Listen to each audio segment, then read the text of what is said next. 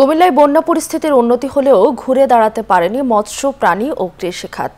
বন্যায় কৃষি খাতের সব মিলিয়ে ক্ষয়ক্ষতির পরিমাণ ৩,০০০ কোটি টাকা। বুড়িচং উপজেলা থেকে বিস্তারিত জানিয়েছেন সহকর্মী মাসুদ আলম। ভারতের উজান থেকে নেমে আসা পাহাড়ি ঢল এবং ভারী বর্ষণে সৃষ্ট যে বন্যায় কুমিল্লার হাজার হাজার হেক্টর জমি প্লাবিত হয়েছে।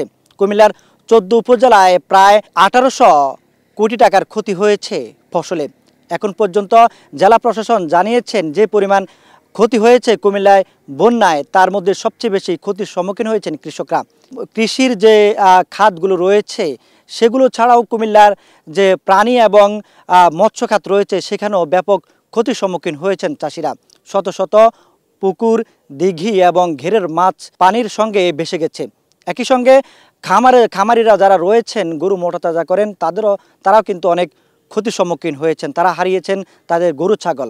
আগাম সবজির যে বীজতলাগুলো নষ্ট হয়েছে এবং আমনের যে বীজতলা নষ্ট হয়েছে সেই বীজতলাগুলো পুনরায় চালু করার জন্য বা পুনরায় সবজি উৎপাদনের জন্য ইতোমধ্যে কিন্তু কৃষক মাঠে নেমে পড়েছেন। তো এই ছিল কুমিল্লা থেকে।